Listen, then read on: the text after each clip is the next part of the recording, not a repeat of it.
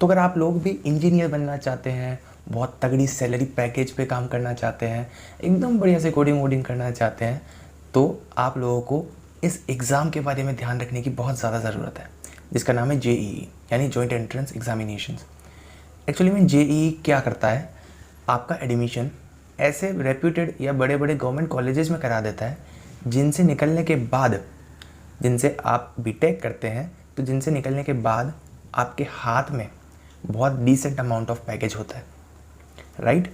तो अपना फ्यूचर आप लोगों के हाथ में है। तो हम बात करते हैं यार इस एग्ज़ामिनेशन की, इस पूरी वीडियो में एकदम डिटेल्ड वीडियो है ये। हम हमारी वीडियो पे फोकस करते हैं एंड यस स्टार्ट करते हैं इस वीडियो को। सो आओ मेरे साथ इंजीनियर बनने की रेस में। सो इस वीडियो की तरफ बढ़ते हैं। तो देखो, सबसे पहले हम बात करते हैं इस एग्जामिनेशन की।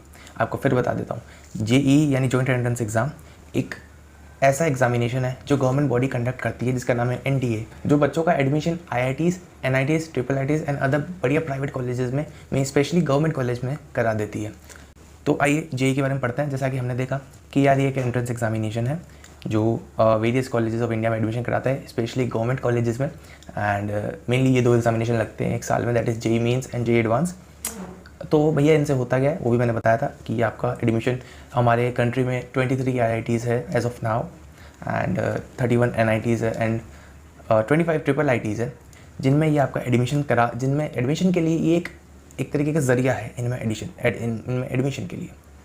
तो भैया ये तो ठीक है। वैसे बता देता हूँ, ये photo IIT Roorkee, NIT Rourkela और ट्रिपल आईटी दिल्ली की है, जो कि बहुत अच्छे रेप्यूटेड कॉलेजेस हैं, टॉप के कॉलेजेस में ये आते हैं। अच्छा तो भैया ये तो ठीक है, बट अब इसे दें कैसे, क्या प्रोसेस है वो बताता हूँ। देखो, जेईई मेन एग्जामिनेशन की हम सबसे पहले यहाँ बात कर रहे होंगे। तो आपको एनआईटी, जैसा कि हमने पिछली स्लाइड में देखा था, NITs and triple ITs. So हमारी कंट्री में 31 एनआईटीज़ यानी national institute of technology and 25 triple ITs हैं। टोटल 56 हो चुके हैं ये गवर्नमेंट प्रेस्टीज इंस्टीट्यूशंस, जो आपको बहुत अच्छे से education as well as salary package, जो कि मेन मोटिव होता है लोगों का, बच्चों का, तो वो आपको प्रोवाइड कराते हैं। ये कैसे मिलते हैं? जेईई मेंस के बेसिस पे मिलते हैं। ओके, सो जेईई मेंस एग्जामिनेशन की बात करते हैं। तो देखो यार, जेईई मेन एग्जामिनेशन आपको एनटीए कंडक्ट करवाती है। एनटीए यानी नेशनल टेस्टिंग एजेंसी, जो कि एक एजुकेशनल एजेंसी है फ्रॉम गवर्नमेंट ऑफ इंडिया, जो ये इंजीनियरिंग एंट्रेंस एग्ज़ाम और काफ़ी एंट्रेंस एग्ज़ाम कंडक्ट करवाती है, राइट। मेनली 2 पेपर्स होते हैं जेईई मेंस के, पेपर 1 एंड पेपर 2। पेपर 2 जो होता है यार वो आपका बी आर्क और बी प्लानिंग के लिए होता है, जिसकी हम इस वीडियो में बिल्कुल भी बात नहीं कर रहे हैं। हम बात करें बीटेक की, जो कि पेपर 1 में आ जाता है, बीई और बीटेक, ठीक है। हम यहाँ बात कर रहे हैं बीटेक की, आगे चलते हैं।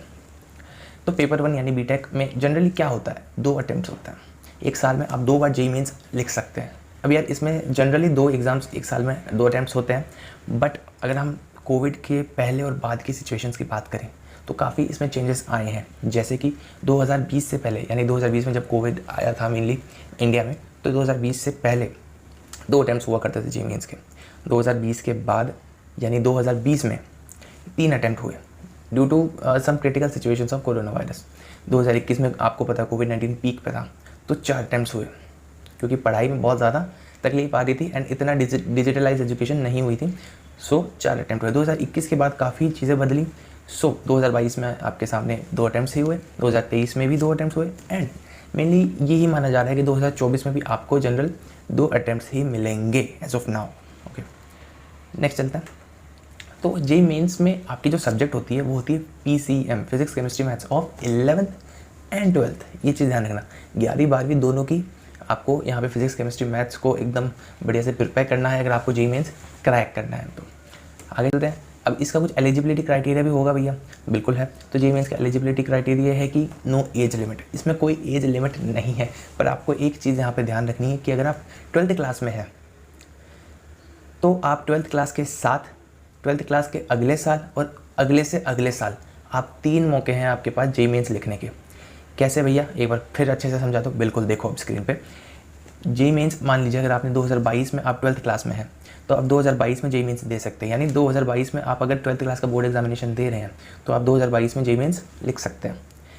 वहीं आप 2023 में यानी 12th के अगला साल 2023 में भी आप दे सकते हैं। साथ ही में 2024 में भी 3 मौके मिलते हैं, आप 2024 में भी ये एग्ज़ामिनेशन दे सकते हैं।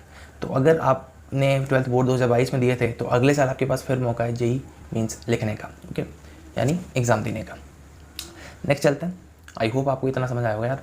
अब देखो ये जो क्राइटेरिया है ना कि जनरल कैंडिडेट्स के पास 75% ऑफ मार्क्स होने चाहिए 12th बोर्ड में, तभी वो जेई मेंस दे सकते हैं, और SC/ST की बात करें तो 65%। तो ये क्राइटेरिया कई साल पीछे कोविड की वजह से चेंज हुआ, पहले ये था फिर चेंज हुआ फिर अब ये है। देखो ये मैंने आपको इस वीडियो में जनरल पर्सपेक्टिव बताया, आप ज़रूर कुछ भी स्टेप उठाने से पहले इसे गूगल कर लें। गूगल में आपको इस साल का जब भी आप ये वीडियो देख रहे हैं, जब भी आपका मन है जेई लिखने का, तो आप उसको एक बार गूगल कर लें, अपने पास रिसोर्सेज हैं उसमें देख लें कि अभी भी ये क्राइटेरिया है या लिफ्ट अप हो चुका है। बिल्कुल ठीक है, मैंने आपको एक जनरल व्यू बताया है, क्योंकि बीच में 2-3 साल ये क्राइटेरिया हट गया था, यानी कोई भी विद एनी परसेंटेज ये एग्ज़ाम दे सकता था। आगे बढ़ते हैं, अब आते हैं हम जेई मेंस के पेपर पैटर्न की तरफ। सो यार ये एग्ज़ाम मोड जो है ये आपका कंप्यूटर बेस्ड टेस्ट होता है। यहाँ से आप एक बार ध्यान दें, ये देखिए ये कंप्यूटर बेस्ड आपका टेस्ट होता है जिसे हम CBT कहते हैं। पेपर की ड्यूरेशन, एक पेपर होगा आपका तो 3 घंटे की इसकी ड्यूरेशन होगी। लैंग्वेजेस आपके पास यार अब की बार लैंग्वेजेस और बढ़ा दी गई हैं, आप पहले हिंदी इंग्लिश होता था, अब और भी रीजनल लैंग्वेजेस आ गई हैं, तो ये बच्चों को फ़ायदा है एक तरीके से, राइट। सो ये इतनी लैंग्वेजेस बढ़ा दी गई हैं, आप पढ़ सकते हैं। एंड टाइप ऑफ क्वेश्चन जो आपको मिलते हैं, एक आपको मल्टीपल चॉइस क्वेश्चन मिल जाएंगे और न्यूमेरिकल वैल्यू क्वेश्चन मिल जाएंगे। 3 सेक्शंस होते हैं इस पेपर में, एक फिजिक्स, एक केमिस्ट्री, ऑफ कोर्स एक मैथ्स, राइट, बिकॉज हमने बात करी थी कि ये तीनों आ रहे हैं, राइट। आगे चलते हैं। अब यहाँ से देखो मैंने थोड़ा बैकग्राउंड भी चेंज कर दिया है, तो यहाँ से थोड़ा सीरियस हो जाओ, यहाँ पे समझो इस चीज़ को ध्यान से। देखो ये आपका जो एग्ज़ाम होगा वो 300 नंबर का होगा, ये ध्यान रखो, जिसमें 90 क्वेश्चंस होंगे, ओके। ये जिसका अर्थ है कि आपको फिजिक्स में 30 क्वेश्चन, केमिस्ट्री में 30 क्वेश्चन एंड मैथ्स में 30 क्वेश्चन मिल रहे होंगे, बट इन 30 में से आपको ओनली 25 अटैम्प्ट करने हैं। वो कैसे, आगे चलिए और बता दो। अब देखिए मैथ्स में आपको 30 क्वेश्चन, फिजिक्स में 30, केमिस्ट्री में 30, ये 20 + 10 के ऑर्डर में डिवाइडेड है। कैसे, आपको 20 या MCQs मिल रहे होंगे जो कि आपको सारे अटैम्प्ट करने हैं, प्लस 10 या न्यूमेरिकल वैल्यूज क्वेश्चन मिल रहे होंगे जो कि जिसमें से आपको ओनली 5 अटैम्प्ट करने हैं। ये चीज़ ध्यान रखें, ईच सब्जेक्ट में आपको 5 अटैम्प्ट करने हैं। अब आपको 4 मार्क्स दिए जाएंगे हर करेक्ट आंसर के लिए और -1 हो जाएगा हर रॉन्ग आंसर के लिए, और अगर आप क्वेश्चन छोड़ते हैं then nothing will be there, okay, कोई दिक्कत नहीं होगी इससे। आगे बढ़ते हैं कुछ इंपॉर्टेंट पॉइंट्स के लिए। आई होप आपको जेई मेंस की बहुत ही मोटा मैंने सब बता दिया जेई मेंस के बारे में, आपको वो समझ आ रहा होगा। नहीं आ रहा है तो कमेंट करिए, कुछ भी प्रॉब्लम आती है I am there for you. So JEE Mains के कुछ इंपॉर्टेंट पॉइंट्स देखिए। देखो जैसा कि मैंने बताया NTA कंडक्ट कराती है, सो आपको इसका जो सिलेबस है वैसे माइनर चेंजेस होते हैं, बट इतने चेंजेस नहीं होते, माइनर होते हैं, तो आप ज़रूर jemain.nta.nse.in पे जाके इसे चेक कर सकते हैं। मैं डिस्क्रिप्शन में इसका लिंक भी आपको दे दूंगा, टेंशन मत लेना। अब जेई मेंस का यार सिलेबस आप हर बार जब पेपर दें तो एक बार चेक कर लें। दूसरी चीज़ आप ज़रूर ध्यान रखें कि यार आपको जेई मेंस आपका टारगेट है, यानी आपको NITs IIITs टारगेट है या फिर IITs टारगेट है, जिसके लिए आपको जेई एडवांस देना पड़ेगा। तो अगर आपको जेई एडवांस देना है तो आपको जेई मेंस में कितना स्कोर करना होगा, या फिर अगर आपको बढ़िया IITs माफ़ कीजिएगा बढ़िया NITs एंड IIITs चाहिए तो आपको कितनी परसेंटाइल स्कोर करनी है, राइट। तो इसी हिसाब से आपकी कट ऑफ रिलीज़ हो रही होगी for all NITs and IIITs, ठीक है। अब कट ऑफ क्या होता है, देखो एक चीज़ होती है परसेंटाइल, मैं आपको अभी अच्छे से एकदम समझा देता हूँ, ये देखना।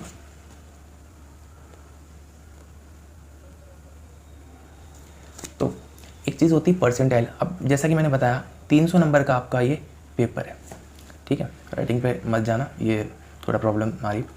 तो मान लीजिए आपका 300 नंबर का पेपर है, तो इसमें से आपने स्कोर किया 200, ओके, और आपकी बन गई 99.1 परसेंटाइल। ये परसेंटाइल है ना कि परसेंटेज है। परसेंटेज 99 जब आती है ना, जब आप 300 माफ़ कीजिएगा 290 के अबव कुछ स्कोर करते हैं, 295 के अबव कुछ स्कोर करते तब आती है ना 99 परसेंटेज, सॉरी। सो 99 परसेंटाइल का क्या मतलब है, अभी देखना। मान लीजिए जेई मेंस में 2 लाख बच्चे बैठे हैं, 2 लाख बच्चे दे रहे हैं, वैसे तो 8 लाख के करीब हो जाता है, बट मान लीजिए फॉर ईज़ ऑफ एक्सप्लेनेशन मान लीजिए 2 लाख बच्चे दे रहे हैं। अब ध्यान से समझना, उन 2 लाख में से मेजॉरिटी ऑफ बच्चों के 200 से कम आ रहे हैं, यानी कि 150 के बीच आ रहे हैं, या फिर कह लीजिए 170 के करीब आ रहे हैं, है ना।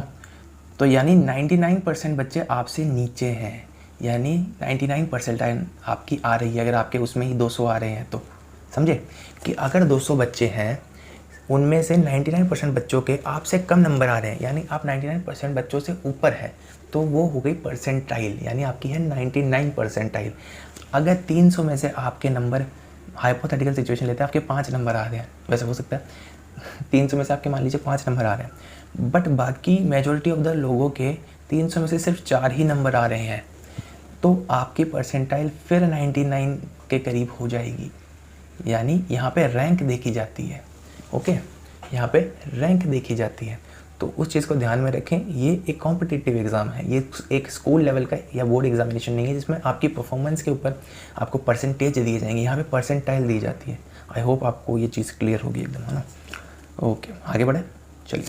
तो कट ऑफ रिलीज़ होती है, NITs IITs एक परसेंटाइल रिलीज़ करती है कि उसमें आपको ये NIT मिल रही है, नीचे की NIT मिल रही है, ऊपर की NIT मिल रही है, according to ranking and all that, ठीक है।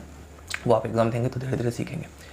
तो यार JEE मेंस की अगर आपको स्ट्रेटेजीज चाहिए तो कमेंट कर देना, वीडियो बना देंगे। ओके, आगे चलते हैं, बात करते हैं अब JEE एडवांस की। मोस्ट टफेस्ट एग्ज़ाम तो में से एक है, ऐसा माना जाता है और है भी।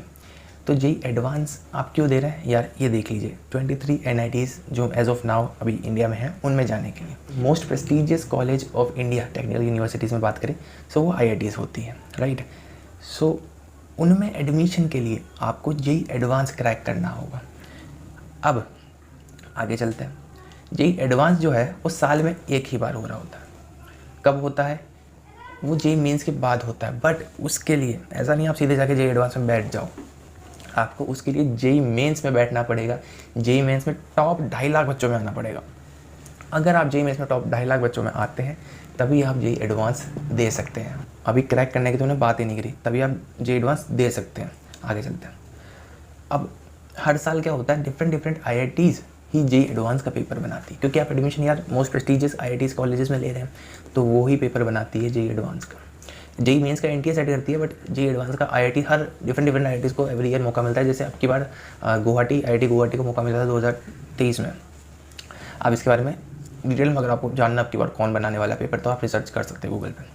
आगे चलते हैं। मोड ऑफ एग्जामिनेशन यार ये भी CBT है, computer based examination, and medium इसका हिंदी और इंग्लिश ही रहता है। एंड जनरली 2 पेपर होते हैं आपके JEE एडवांस में, यानी एक पेपर 3 घंटे का, यानी टोटल 6 घंटे, और ये एक ही दिन में हो रहा होता है। आप अगर JEE एडवांस देने जाते हैं तो आपको एक दिन मिलता है जिसमें 2 बार आपका पेपर होता है, 2 पेपर लगते हैं, बीच में 2-3 घंटे का गैप आता है, फिर उसके बाद आपका 2 पेपर लगता है, लाइक सुबह 9 से 12, उसके बाद लगभग 2:30 से 5:30 या 6, 3 से 6 ऐसा कुछ हो रहा होता है। तो यानी आपको 6 घंटे बैठना पड़ता है। तो इसमें बहुत चीज़ें आती है यार, आपको पेशेंस चाहिए, राइट। इसमें तो 3 घंटे का ईच पेपर होता है, वहीं PWD के लिए ये 4 घंटे का हो रहा होता है, यानी टोटल 8 घंटे। आगे चलते हैं।